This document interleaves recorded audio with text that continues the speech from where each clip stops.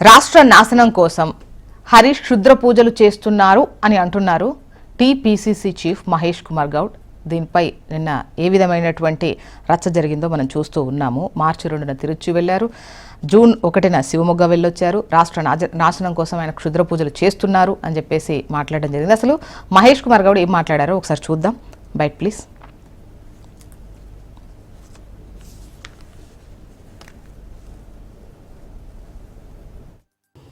ప్రభుత్వ పరంగా అన్ని అవకాశాలు పొందినటువంటి హరీష్ రావు గారు ఆయన స్వార్థం ఎంత పరాకాష్ఠకి చేరిందంటే తెలంగాణ రాష్ట్రంలో వర్షాలు పడకూడదని, పంటలు పండకూడదని, కరువులో ప్రజలు పశువులు ప్రాణాలు కోల్పోవాలని, ఇది జరిగితే వారికి ఏదో లబ్ధి చేకూరుతుందని క్షుద్ర పూజలు చేస్తూ ఉన్నాడు. ఇది 100% నిజం. హరీష్ రావు తన స్వార్థం కోసం, తన పార్టీ బాగో కోసం పూజలు చేయడమే కాకుండా వాటిని వాస్తవాలతో మాట్లాడినటువంటి అద్దంకి దయాకర్, సామా రామ్మోహన్ రెడ్డికి లీగల్ నోటీస్ పంపడం జరిగింది. వాస్తవాలు బయటపడేసరికి మనిషి బొంబేలెత్తిపోతూ ఉన్నాడు. తన కుటుంబం, రాష్ట్రం, దేశం, ప్రజలంతా బాగుండాలని ఎవరమైనా దేవులను పూజిస్తాం, కొనియాడతాం, పూజలు చేస్తాం, మాలలు వేసుకుంటారు. కానీ హరీష్ రావు మాత్రం దీనికి భిన్నంగా నాశనం కోరుకుంటా ఉన్నాడు. టీఆర్ఎస్ ఆవిర్భావం నుంచి కేసీఆర్ కానీ, టీఆర్ఎస్ నాయకులు కానీ అఘోరాలతో, తాంత్రిక గురువులతో, క్షుద్ర పూజారులతో తిరగడం, పూజలు చేయడం ఇది వారికి అలవాటు అనే మాట ఇవాళ ప్రచారంలో ఉంది. కేసీఆర్ గారు ఫామ్ హౌస్లోనూ అఘోరాలతో క్షుద్ర పూజలు చేయించారని ప్రచారం జరిగితే మేము మొదట్లో నమ్మలే. కేసీఆర్కి అలాంటి అవసరం ఏముంది అనుకున్నాం. కానీ ఇవాళ హరీష్ రావు గారు క్షుద్ర పూజలు చేసిన తర్వాత ఆనాడు ఫామ్ హౌస్ జరిగినటువంటి ఆ పూజలు కూడా ఇలాంటివి అనే అనుమానాలు వస్తూ ఉన్నాయి. అది మహేష్ గౌడ్ గారు చేసినటువంటి వ్యాఖ్యలు.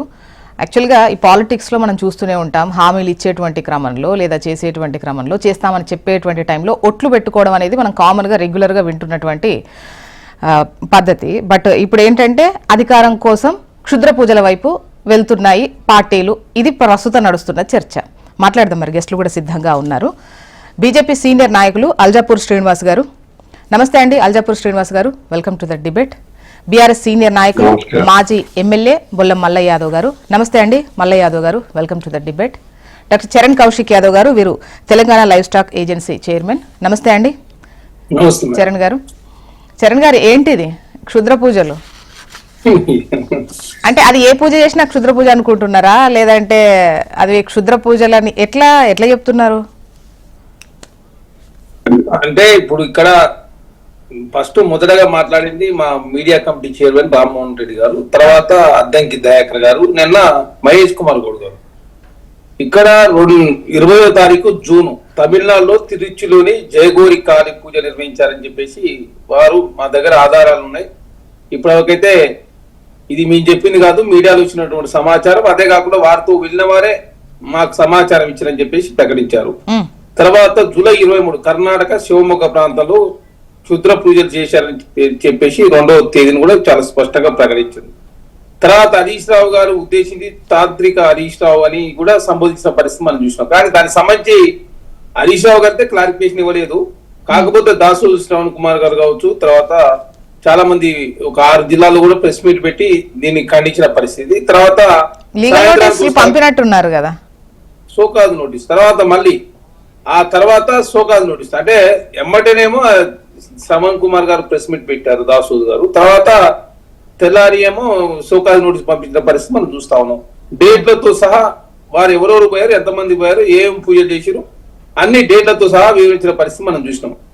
కాబట్టి హరీష్ రావు గారు అసలు తాంత్రిక పూజలు చేయలేదని చెప్పి ప్రమాణం చేస్తారని చెప్పేసి చేసినటువంటి పరిస్థితి కూడా మనం చూసినాం సవాలు. కానీ ఆ ప్రమాణం చేసిండా లేదా ఇంతవరకు అట్లాంటివి చేయకుండా ఓన్లీ సోకాజ్ నోటీస్ మాత్రమే పంపిన పరిస్థితి మనం చూసినాం. సరే, తను చేయలేదని చెప్పి ఒక చిన్న స్మాల్ వీడియో రిలీజ్ చేసినా బాగుండేది.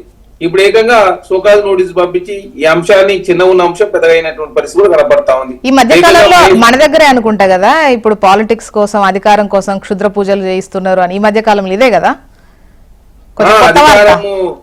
అధికారం ఒకటే కాదు, అంటే బీఆర్ఎస్ లో ఉన్నటువంటి గతంలో మాజీ కార్పొరేట్ చైర్మన్ ప్రకాష్ గారేమో ఏకంగా వర్షాలు పడొద్దు దేవుని కోరుకుంటాను వారు మాట్లాడు.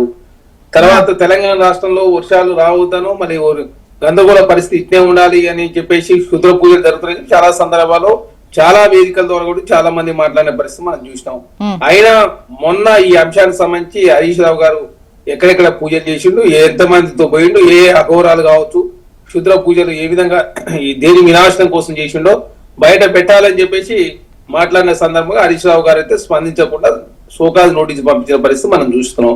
కాబట్టి క్షుద్ర పూజలు అనేది ఇక కేసీఆర్ గారు ఇప్పుడు కాదు, 2014 నుంచి 2023 వరకు 2015లో జిహెచ్ఎం సెలక్షన్ ముందు మహాయాగం చేసిన కూడా పరిస్థితి మనం చూసినాం. 5 రోజుల పాటు మహాయాగం చేసి పెద్ద ఎత్తున కుంభం అదే అది పెద్ద ఎత్తున టెలికాస్ట్ అయింది, మనం కూడా తీసుకున్నాము. యాగాలు పూజలు అవి చేస్తే అవి క్షుద్ర పూజలే అనాలా? అంటే పెద్ద ఎత్తున యాగాలు కాదు, పూజలు అనేది బీఆర్ఎస్ పార్టీ కొత్త కాదని చెప్పి చెప్తా ఉన్నాం. ఆ పూజలు చేయొద్దంటారా? గుళ్ళకు తిరగొద్దంటారా? పూజలు చేయొద్దని చెప్పి కాంగ్రెస్ పార్టీ కోరతలేదు. పూజలు చేయాలి కానీ మన క్షుద్ర పూజలు ఎక్కడి నుంచి వచ్చినాయి? ఇప్పుడు అప్పుడు అనలే కదా 2015లో క్షుద్ర పూజలు కేసీఆర్ గారు మీరు అంటున్నారు కదా అప్పుడు చేసినవి కూడా అవేనేమో చేస్తే ఇక్కడ నేను మాట్లాడింది మహాయాగం చేశారు 5 రోజుల పాటు. అప్పుడు జిహెచ్ఎం సెలక్షన్ లో 99 కార్పొరేటర్లు బీఆర్ఎస్ పార్టీ గెలిచిన పరిస్థితి మనం చూస్తాం. అంటే హిందూ సనాతన ఓట్లు న్యూట్రల్ ఓట్లు 15 to 20% ఉంటాయి. కాబట్టి ఆ ఓట్లను ఆకర్షించే క్రమంలో ఆనాడు కేసీఆర్ గారు పూజ చేసిన పరిస్థితి మనం చూస్తాం. తర్వాత ఢిల్లీలో కేజ్రీవాల్ గారు 2020 డౌట్ లేదు, ఆ పూజ మీద నార్మల్ గా పూజ యాగం చేసినట్టే ఉంది. యాగం చేశారు కాబట్టి దాని మీద పెద్ద డౌట్ లేదు. అదే కాకుండా ఆ యాగంలో కూడా 15 to 20% హిందువుల ఓట్లు ఆకర్షించారు. అది జిహెచ్ఎం సెలక్షన్ లో 99 కార్పొరేట్లు బీఆర్ఎస్ పార్టీ గెలిచింది. తర్వాత ఢిల్లీలో కేజ్రీవాల్ గారు 2020లో హనుమాన్ చాలీసా అని చెప్పేసి వారు కూడా రాముడుకు ప్రత్యామ్నాయంగా హనుమాన్ చాలీసా హనుమాన్ టెంపుల్ తిరిగితే 63 ఎమ్మెల్యేలు కేజ్రీవాల్ కూడా గెలిచారు. బీజేపీ 3, కాంగ్రెస్ 0 అయిన పరిస్థితి మనం చూసినాం. ఆ వ్యవహారాలన్నీ కూడా ఈ రాముడికి ప్రత్యామ్నాయంగా కావచ్చు, దేవుడు రాముడే కాదు ఇంకా వేరే దేవుళ్ళని చూపించే ప్రయత్నం కూడా వారు అన్ని పార్టీలు ఇప్పుడు టెంపుల్లోకి వెళ్తాయి, దేవుళ్ళ మీదనే ఒట్టు పెడతారు, హామీలు ఇస్తారు.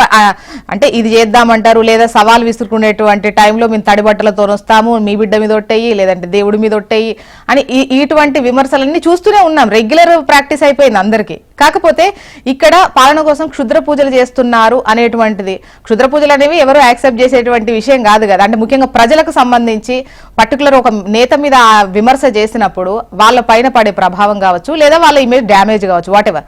సో ఇదేం చిన్న విషయం కాదు కదా. మీరు విచారణ జరపాలి అంటున్నారు, వాళ్ళు లీగల్ నోటీసులు కూడా మీరు పంపారు, దీనిపైన ఒక వీడియో రిలీజ్ చేస్తే సరిపోద్దని మీరు అంటున్నారు. ఇదేం లెక్క? అంటే ఇప్పుడు తన మీద వచ్చిన ఆరోపణల విషయంలో మొదటగా స్పందించాల్సి ఉంటే స్పందించలేదు. తర్వాత ఈ అంశము చీలికి గాలివాన అయినట్టు పెద్దగా అయింది. ఇప్పుడు ఏకంగా నోటీసుల కాడికి పోయింది. సరే, నోటీసులు ఇచ్చినంత మాత్రాన దానికి సంబంధించి వాళ్ళు అదేవిధంగా వాళ్ళు కూడా సంజాయిషి ఇచ్చుకుంటారు, తర్వాత కోర్టులో తెలుసుకుంటారు. అదే అంశం వేరే అయితే, అదే కాకుండా డేట్లతో సహా ఏ టెంపుల్లో ఏమేం చేసిరని చెప్పేసి చాలా స్పష్టంగా ప్రకటించారు. అయినా ఇప్పటివరకు హరీష్ రావు గారు ప్రతి చిన్న విషయానికి ట్విట్టర్ వేదిక కావచ్చు, లేకపోతే సోషల్ మీడియాలో యాక్టివ్గా ఉండే హరీష్ రావు గారు దీని విషయంలో కనీసం ఒక ట్వీట్ కూడా చేయని పరిస్థితి మనం చూసినాం. వారికి సంబంధించినటువంటి నాయకులతో మాట్లాడిపిస్తుంది తప్ప తన అయితే స్పందించలేదు. నేను అట్లాంటి చేయలేదు, నేను సిద్ధంగా ఉన్నా చెప్పేసి ఒక జస్ట్ ట్విట్టర్ లో ఆ రోజు పోస్ట్ పెట్టుంటే తెల్లారి కంటిన్యూషన్ అయ్యే. టెంపుల్ కి వెళ్ళారే అనుకోండి, పూజ చేశారే అనుకోండి, ఆ పూజను క్షుద్ర పూజగానే కన్సిడర్ చేయాలనా? మేడం, టెంపుల్ లో పోయిన ప్రతి అంశము ఎవరు కూడా ప్రశ్నించలేదు. చాలా సందర్భాల్లో చాలా మంది అందరు టెంపుల్ పోతారు. ఇప్పుడు ఎందుకు హరీష్ రావు గారికి ఎందుకు వచ్చింది? కేటీఆర్ గారు కూడా టెంపుల్ పోతా ఉన్నారు, చాలా మంది టెంపుల్ ఓన్లీ హరీష్ రావు గారు ఎందుకు వచ్చింది? అక్కడ జరిగింది వాళ్ళల్లో ఎవరైనా అంటే ఆ మాట బయటకు ఎందుకు వచ్చింది అంటారు. ఇక్కడ కాంగ్రెస్ నేతలు కదా విమర్శించింది, మీరు కదా వాళ్ళు చెప్పేది. మాకు వాళ్ళు ఇచ్చిన సమాచారం ఉంది, డేటాతో సాగింది, జరిగింది, ఇక్కడ జరిగింది. ఒకసారి శ్రీనివాస్ గారి వర్షం తీసుకుందాం, అభిప్రాయం. లేకపోతే ఆధారాలతో సహా బయట పెడతాను మీరు సిద్ధంగా ఉన్నా చెప్పి వారు చెప్పిరు. తర్వాత ఇది షోకాజ్ నోటి వారు పోయింది. కాబట్టి ఈ అంశం మరి ఇది ఇక్కడితో ఆగుతుందా, ముందుకు పోతా చూడాలి.